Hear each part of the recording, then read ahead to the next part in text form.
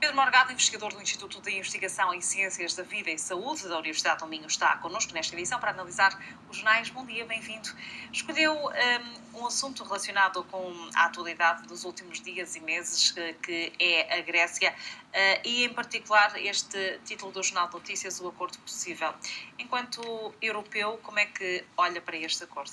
Muito bom dia. Em primeiro lugar, agradecer o convite da RTP para estar aqui hoje a comentar a atualidade. De facto, este é o tema do dia, é o tema da semana e eu penso que a capa do Jornal de Notícias foi feliz, porque este é o acordo possível para a Grécia, mas é um mau acordo para a Europa e, consequentemente, um mau acordo para Portugal. Eu penso que as últimas semanas e os últimos dias acabaram por desbaratar e acabaram por desperdiçar o crédito que a Europa e a União Europeia tinham junto dos cidadãos. Aquilo que se está a passar é que estamos a assistir a uma superpotência alemã que está a utilizar os outros países para servir o seu espaço vital e, portanto, a União Monetária está a ser dirigida única e exclusivamente pelos interesses dos alemães. Isto faz com que os outros países acabem por ter que subjugar as suas opções políticas àquelas que são as opções políticas e monetárias da Alemanha.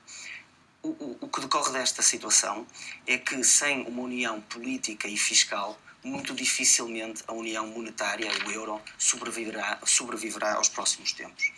E, portanto, eu vejo com muita apreensão e com muita tristeza o momento que a Europa está a viver.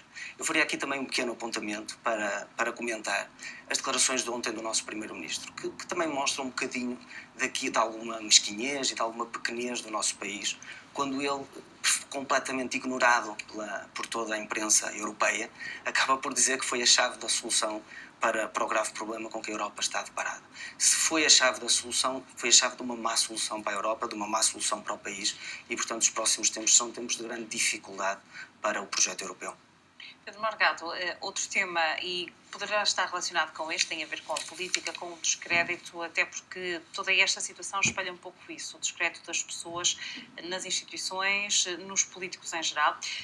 Em Portugal, vemos os jornais hoje, fala-se de presidenciais, de legislativas, olhares no Partido Socialista por causa das listas conhecidas e esta novidade dos independentes. Qual é que é a sua leitura? A leitura tem que ser positiva e a escolha dessa notícia é para fazer aqui um contrabalanço positivo àquilo que tem sido a atualidade. Em primeiro lugar, porque de facto há uma imagem muito negativa que tem sido associada aos partidos nos últimos anos. Nós, nas eleições de 2011, assistimos ao confronto entre dois projetos políticos. O projeto político que venceu acabou por não se concretizar e contribuiu para o descrédito da política junto dos cidadãos. A política e os partidos estão tomados por uma série de pessoas que faz carreira e que acaba por fazer toda a sua vida numa ascensão dentro dos partidos, de maneira que aquilo que foram as listas apresentadas, ou os cabeças de listas apresentados por António Costa, são uma viragem em termos daquilo que é a definição da política nacional. Eu vejo esta escolha particularmente feliz na situação nos distritos de Braga e de Porto. Eu penso que a escolha de independentes que têm uma vida para lá da política, de independentes que acabam por ter uma carreira académica e científica sem mácula, é uma escolha muito positiva e que acaba por ajudar a credibilizar a política. Eu escrevi no Facebook, quando soube da escolha do professor Alexandre Quintanilha e do professor Caldeira Cabral para os dois maiores círculos do país fora de Lisboa, que de facto a vida dos eleitores fica de certa forma facilitada. Porque são pessoas que têm uma carreira tão independente e tão imaculada em termos políticos e de intervenção cívica e social que acabamos por ter a certeza que terão a sua independência e que dificilmente acabarão por ceder às pressões que os partidos naturalmente têm. Pois, porque essa é uma questão importante. Eu estava aqui à procura de uma outra notícia que está, eu creio que no Diário Notícias ou no JN, precisamente sobre as perturbações que estas escolhas independentes causam nos próprios partidos. Exatamente. Eu penso que essa notícia está no JN e, de facto, é verdade que os partidos não estão habituados a ir buscar à sociedade os melhores e a pôr os melhores ao serviço do país. E eu penso que esta é uma prova da força que António Costa tem dentro do Partido Socialista, ele que não está a viver mediaticamente dias fáceis, uma vez que a situação internacional também não ajuda o Partido Socialista, mas de facto esta é uma mostra da sua força interna e é também um sinal de uma dinâmica de vitória no Partido Socialista, porque também isso pode ler-se na notícia que eu selecionei do Negócios, porque de facto só um partido que está à beira de ganhar eleições é que tem a possibilidade de trazer a sociedade para junto de si. E isto é um sinal muito forte para os partidos e de que alguma coisa tem que mudar. Estamos na reta final.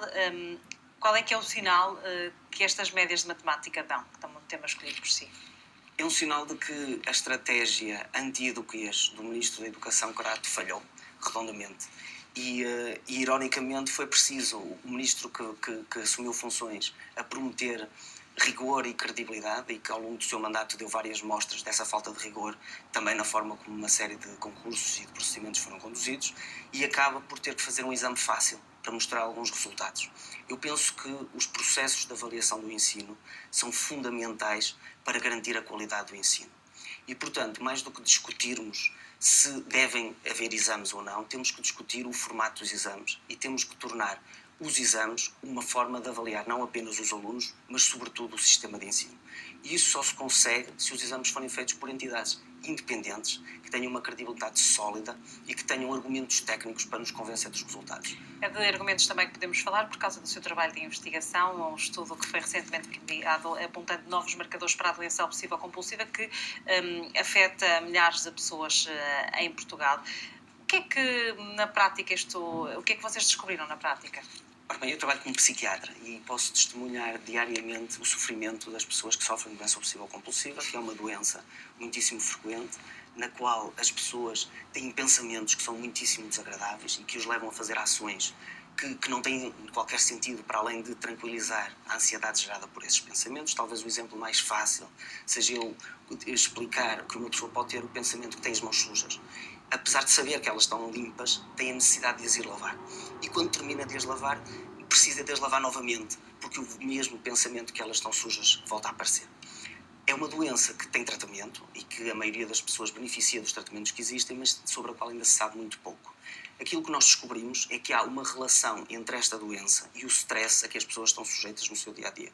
Nós medimos isto através de escalas psicológicas, mas também através da medição de uma hormona do stress, que se chama o cortisol, e que é uma substância que está elevada quando nós estamos sujeitos a stress. E o que nós encontramos é que, de facto, os doentes, comparativamente com a população normal, têm níveis mais elevados de stress. E que este stress se correlaciona com a gravidade da doença. Depois, o que nós fizemos foi colocar os doentes numa ressonância magnética funcional e, enquanto eles fazem uma tarefa de tomada de decisão, uma tomada de decisão económica, como nós fazemos no dia-a-dia, fomos analisar o que é que acontece no seu cérebro, que áreas é que são mais ativadas, que áreas é que são menos ativadas. E identificámos algumas disfunções. E se calhar está nesta altura a pensar, porque é que isto é relevante? Precisamente porque, identificando estas disfunções, nós conseguimos a seguir ter uma forma de atuar do ponto de vista farmacológico, psicoterapêutico nestas disfunções e de proporcionar um melhor tratamento àqueles doentes que, infelizmente, ainda não se conseguem tratar com os medicamentos e com os tratamentos psicológicos que existem. Muito obrigada, Pedro Morgado, por ter vindo à revista de imprensa. Bom dia. Obrigado.